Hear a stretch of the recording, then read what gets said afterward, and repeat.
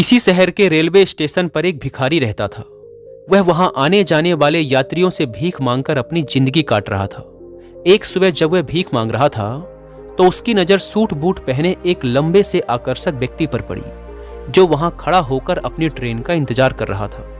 उस व्यक्ति को देखते ही भिखारी ने सोचा कि यह व्यक्ति बहुत अमीर मालूम पड़ता है, इससे भीख मांगने पर जरूर मुझे अच्छे पैसे मिलेंगे। इसी उम्मीद के साथ वह उस लंबे व्यक्ति के सामने हाथ फैलाकर बोला, साहब कुछ मदद कर दीजिए। भिखारी को देखकर उस लंबे व्यक्ति ने कहा, तुम हमेशा मांगते ही रहते हो, क्या कभी किसी को कुछ देते भी हो? भिखारी बोला, साहब मैं तो एक भिखारी हूं, लोगों से मांग कर ही अपना पेट भरता हूं, मेरी इतनी औकात कहां कि किसी को कुछ दे सकूं। लंबा व्यक्ति बोला, जब किसी को कुछ दे नहीं सकते तो तुम्हें मांगने का भी कोई हक नहीं है। मैं एक व्यापारी हूं और लेन देन में ही विश्वास रखता हूं। अगर तुम्हारे पास मुझे कुछ देने के लिए है तभी मैं तुम्हें बदले में कुछ दे सकता हूं। इतना कहने के बाद वह लंबा व्यक्ति ट्रेन में बैठकर चला गया। उस लंबे व्यक्ति के द्वारा कही गई बात उस भिखारी के दिल में उतर गई। वह एक किनारे में बैठकर उसकी कही गई बात के बारे में सोचने लगा। वह सोचने लगा कि शायद मुझे भीख में ज्यादा पैसा इसीलिए नहीं मिलता क्योंकि मैं उसके बदले में किसी को कुछ दे नहीं पाता हूं। लेकिन मैं तो एक भिखारी हूं, किसी को कुछ देने लायक भी नहीं हूं। लेकिन कब तक मैं लोगों को बिना कुछ दिए केवल उनसे मांगता ही रहूंगा? पूरे दिन वह इसी द्वंद्व में फंसा रहा। आखिरकार बहुत सोचने के बाद उसने यह निर्णय लिया कि जो भी व्यक्ति उसे भीख देगा उसके बदले में वह भी उस व्यक्ति को कुछ न कुछ जरूर देगा। लेकिन अब उसके दिमाग में यह प्रश्न चल रहा था कि वह खुद एक भिखारी है, तो भीख के बदले में वह लोगों को क्या दे सकता है? इस प्रश्न का उत्तर ढूंढते हुए 2 दिन बीत गए, लेकिन उसे अपने इस प्रश्न का कोई उत्तर नहीं मिला। तीसरे दिन जब वह स्टेशन के पास बैठा हुआ इस बारे में सोच रहा था, तभी उसकी नजर कुछ फूलों पर पड़ी जो स्टेशन के आसपास के पौधों पर खिल रहे थे। उसने सोचा, क्यों ना मैं लोगों को भीख के बदले कुछ फूल दे दिया करूं। उसको अपना यह विचार अच्छा लगा और उसने वहां से कुछ फूल तोड़ लिए। अब वह स्टेशन में भीख मांगने पहुंचा। अब जब भी उसे कोई भीख देता तो उसके बदले में वह भीख देने वाले को कुछ फूल दे देता। उन फूलों को लोग खुश होकर अपने पास रख लेते थे। अब भिखारी रोज फूल तोड़ता और भीख के बदले में उन फूलों को लोगों में बांट देता। कुछ ही दिनों में उसने महसूस किया कि अब उसे बहुत अधिक लोग भीख देने लगे हैं। वह स्टेशन के आसपास के सभी फूलों को तोड़ लाता था। जब तक उसके पास देने के लिए फूल होते थे तब तक उसे बहुत आसानी से भीख मिल जाती थी। लेकिन जब फूल बांटते बांटते खत्म हो जाते थे तो उसे भीख भी नहीं मिलती थी। अब रोज ऐसा ही चल रहा था।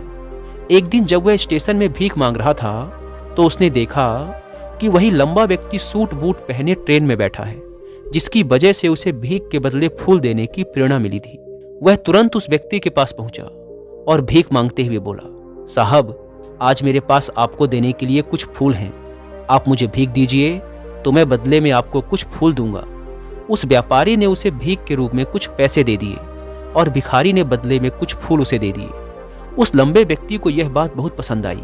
वह बोला, वाह क्या बात है, अब तुम भी मेरी तरह एक व्यापारी बन गए हो।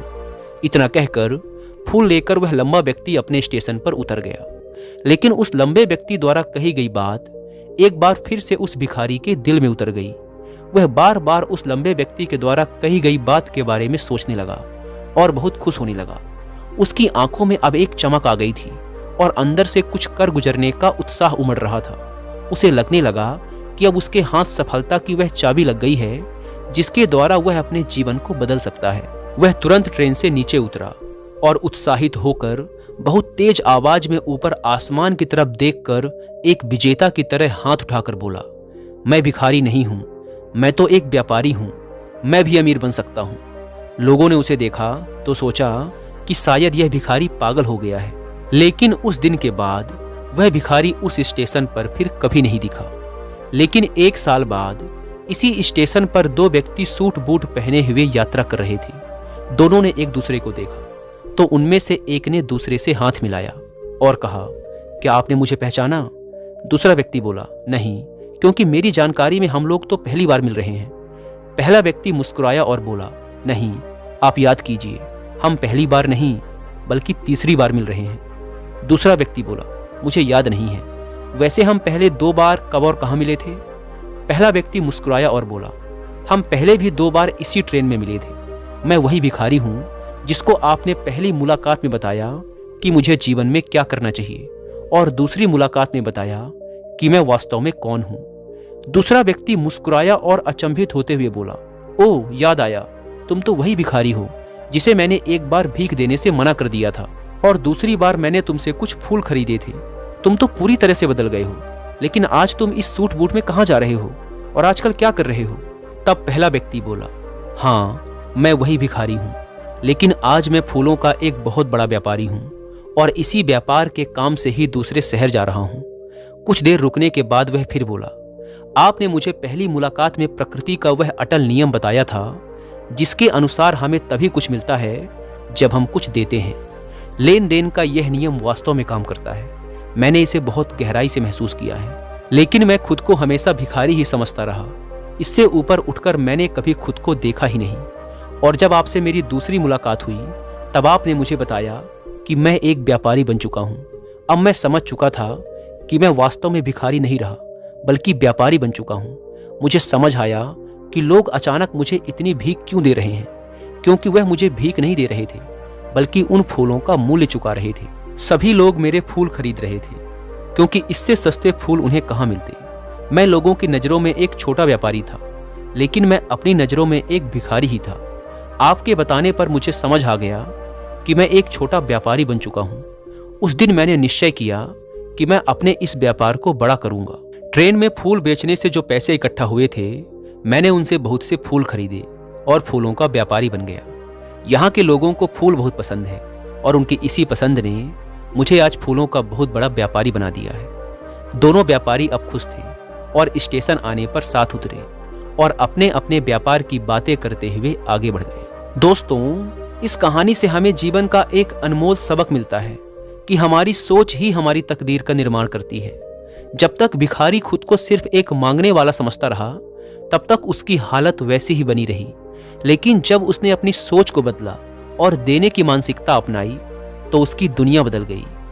जीवन में कुछ भी हासिल करने के लिए हमें पहले कुछ देना पड़ता है। यह नियम सिर्फ व्यापार में ही नहीं बल्कि हर क्षेत्र में लागू होता है, चाहे वह रिश्ते हों, करियर हो या फिर आत्मविकास। दुनिया के सभी सफल लोग इसी नियम का पालन करते हैं। वे केवल लेने पर ध्यान नहीं देते बल्कि देने की आदत विकसित करते हैं। जीवन में वही व्यक्ति आगे बढ़ता है जो अपनी पहचान को छोटे दायरे में सीमित नहीं करता बल्कि खुद को एक नई दृष्टि से देखने की कोशिश करता है। भिखारी ने जब फूलों को भीख के बदले में देने की आदत शुरू की तो वह अनजाने में एक व्यापारी बन गया।